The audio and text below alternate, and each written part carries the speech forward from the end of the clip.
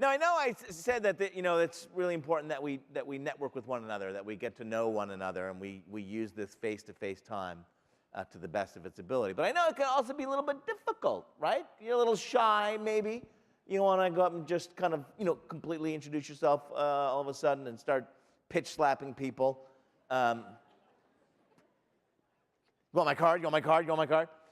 So there are certain, what we want to do is we want to arm you with some of the best techniques to really get the most out of today.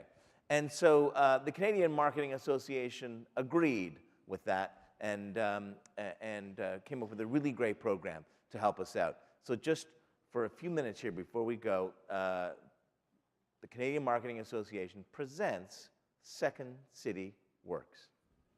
Please welcome Lee Smart. Lee, come on out. Thank you, Ron. What a wonderful introduction. Here we go. Thank you very much. Welcome, everybody. It's great to see you here. I'm excited to be here on behalf of the Canadian Marketing Association and Second City Works. My name is Lee Smart. I'm an alumni of the Second City. How many people have heard of the Second City before? Yes, I would say at least 50% of you, which is fantastic. So for those of you who may not know, the Second City is a sketch and improv comedy theater. It started in Chicago in 1959 and in Toronto in 1973. Some of our famous alumni, people like John Candy, Eugene Levy, Catherine O'Hara, yes, Andrea Martin, all of the people from SCTV were alumni of the Second City. More recently, people like Tina Fey, Stephen Carell, Stephen Colbert, also alumni of the Second City as well. So we have an illustrious history of alumni, people who've been on our stages. And they've all improvised. So when we improvise, we do the things that Stephen was talking about, what Ron was talking about. We innovate. We create in the moment. And we get comfortable with being uncomfortable as well. So I'm going to connect the dots for you guys a little bit and let you know why I'm here to talk a little bit about improvisation, and also let you guys do an exercise in improvisation as well. Before we start that, though, does anybody feel uncomfortable with improvising? The idea of what I might ask you to do this morning? Show of hands, anyone? A couple of you? Yeah, thank you very much. Thank you very much. Yes, improvisation is about stepping into the unknown. And how do we do that? How can we move outside of our comfort zone? How can we get comfortable with being uncomfortable? How can we discover things that we don't know about yet? So I'm going to have you guys do a quick exercise, which is going to jump you guys into improvisation. So I'm going to ask you to turn to the person sitting next to you and introduce yourself to them if you haven't already. Shake their hand and say hi. Yeah? Nice. This is lovely. The temperature in here just went up about 3 degrees, by the way. So you guys are going to be a partner with each other for this next exercise. Very brief exercise. So I'd like one person in each pair now, with the person you're sitting next to, one person in each pair, please raise your hand. One person in each pair, please raise your hand. Thank you, thank you, thank you, thank you, thank you, thank you. This will take a while. Thank you, thank you, thank you, thank you. Thank you. All right. Thank you all. You can put your hand down now. You're person A, all right? You're person A. Your partner, the other person, is person 1, so there's no status issues between you.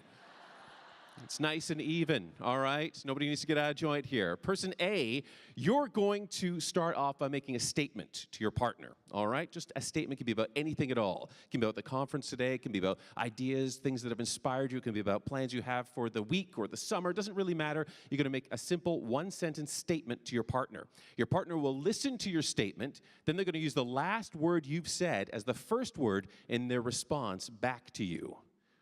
All right, then you're going to listen to that statement, and you're going to use the last word they said as the first word in their response back to you. So it'll be like a tennis match, going back and forth, using the last word you hear as the first word in your response. Now, I want to show you how this looks. So Ron is standing by over here. Here's Ron. Ron tight, ladies and gentlemen. What a wonderful job this gentleman is doing. I'm going to shake your hand again. Okay. I can't get enough skin contact with this guy. It's honest. Can I get a statement? So you know that we're improvising up here to show you, to demonstrate this. What's a line of dialogue you may have said today or heard from someone? Anything at all? Sorry, say that again? Buy that umbrella? Okay. So I'm going to make that statement to you, then you're going to use the last word of that statement as the first word in your response to me. Okay. Buy that umbrella. Umbrellas are the future of innovation. Innovation is a long word that means to discover new things. Things are all around my house. I keep stepping on them. Them things that I step on hurt my feet. Feet are the most disgusting piece of the human body. All right, we'll leave it there. We'll leave it there. Thank you. Ron Tight. You guys are pro. You had no idea what he was going to say. He's mining gold right here on this stage. All right, so that's the idea. Person A, the person who put up their hand, you're going to make that opening statement to your partner. Your partner will use the last word you say as the first word in your response. Face your partners, go.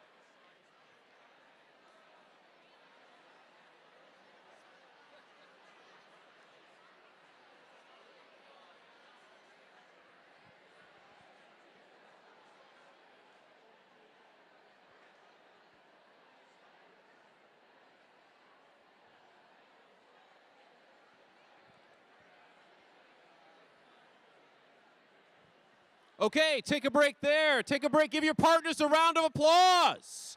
Yes. Yay. So when we run workshops for groups like yourselves, at the end of these exercises, we'll say, give your partners a round of applause. The idea is you need your partner's help to do that exercise. So recognizing and valuing and receiving with gratitude that your partner was there for you. That's one of the basic improvisational principles. Was anybody able to interrupt anyone in this exercise? Why were we not able to interrupt? You had to listen all the way through. You had to listen all the way through because you needed that last word as the first word of your response. How often do we find ourselves in that kind of active listening phase? Probably not very often. Oftentimes when people are speaking to us, we're busy pre-planning our responses, and that can create disconnections. It can create losing the thread of what's happening and not actually responding to what that person has said. Was anyone aware of setting their partner up with a word that made it easy for them to respond? All right, couple.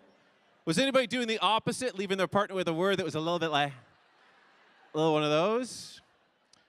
All right, they're okay, thank you. Thank you for being honest. Not necessarily right or wrong. This is an idea of checking in with ourselves and going, are we the kind of person in a conversation that leaves someone in a position to respond easily, or are we someone who challenges or seeks to challenge the person we're having a conversation with? Just something to check in with. If we have those repeatedly challenging conversations, they may not be repeated very often. People may not seek us out to have those conversations. So something to keep in mind. So that's a basic improvisational principle about listening to understand versus listening to respond. Something to focus on, something to keep in mind. Thank you guys for trying that out. You're wonderful. Thank you for diving into that. Big round of applause for yourselves. I'm going to be back a little bit later on this afternoon with another exercise for you guys before you go to break, but I'm going to bring Ron Tight back out right now because he's got a few things to say before you guys go to break. Ron. Thank you. Lee Smart, everyone. Lee Smart. Thanks, guys. The Second City Works. Thank you, Lee. Thank you. Lee, okay.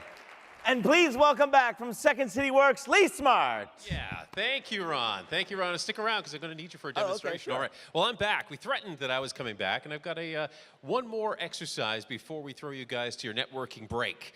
Now, one of the themes that's been recurring throughout this afternoon is this theme of intervention, reinvention,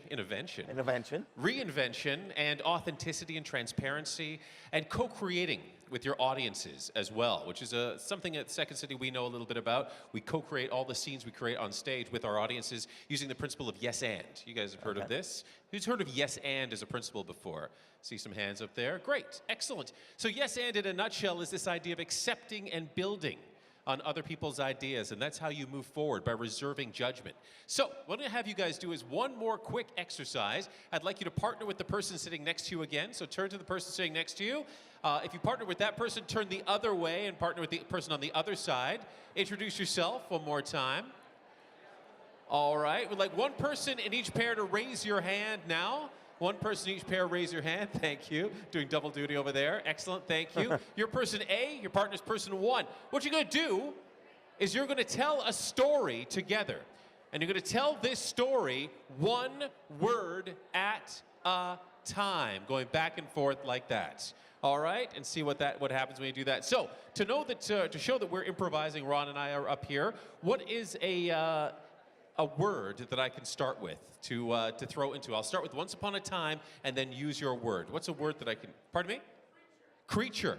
All right, so I'll start with once upon a time and then I'll say there was a, and then you can say creature. All right? Okay, sure. Once upon a time there was a Creature. that. Ran. So Fast. it Galloped. along Pink. clouds. Until. It Exploded. into Fumes. of Billowy. smoke. Luckily. I Thought. maybe. Hmm. There we go. Nice. Nicely done. Good job. Oh, nice. All right, so that's your challenge, guys. Person who raised their hand, you're going to throw out the next word after I give you the once upon a time, all right? So I'll say once upon a time, you'll pick up with the next word, then you'll go back and forth, alternating, adding the next logical word in the story, all right? Once upon a time, go.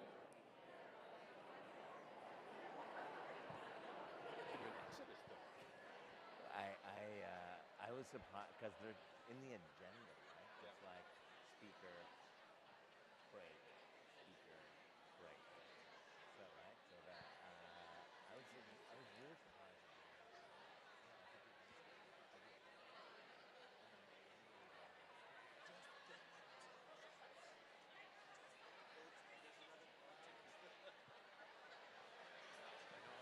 I know how it is because it's like.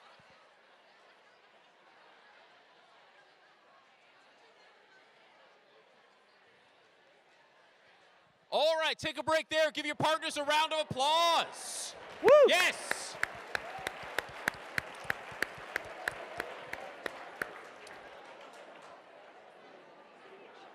All right, so a question I have for you now is how much control did you have over the story you created? How much would you say? None. 0. Anyone else? About half. You know what? You do the math. There are 2 of you, right? You're doing every other word. You've got 50% of the control in that story. So we check in with ourselves and we do this exercise and we say, if I don't have all the control, does it feel to me like I don't have any control at all? So it's checking in with how we feel if we don't have all the control. And when you collaborate with your audiences, when you co-create with your audiences, you have to relinquish control and let them have space to contribute as well. So this is a fundamental improvisational principle that allows space for others to add, and you accept and build on what you've got back from them. So this idea of relinquishing that, and also when you're improvising, there's an idea of being a leader and a follower when the case or when the situation calls for it as well. So doing what you need to do when the situation calls for it. One last thing, did anyone find that their partner said the wrong word? Yes, I see a hand over there. I see a couple of hands over there. Yeah, absolutely. We've got an idea in mind when we start this story that's going to go a certain way. There are certain things that are going to show up, and if our partner doesn't supply what we're expecting, sometimes it can be viewed as the wrong idea.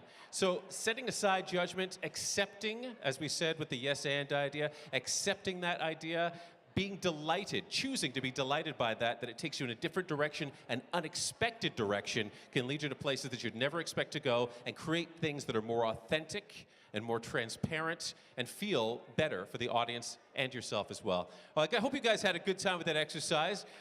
Thank you, and thanks to Ron. And I guess we're going to take a break. Yes, we are. All right. Lee Smart, everybody. Oh, Big yeah. hand for Lee Smart. Thank you. Thanks, Ron. Lee. Thank you. Okay, so we are going to take a 15...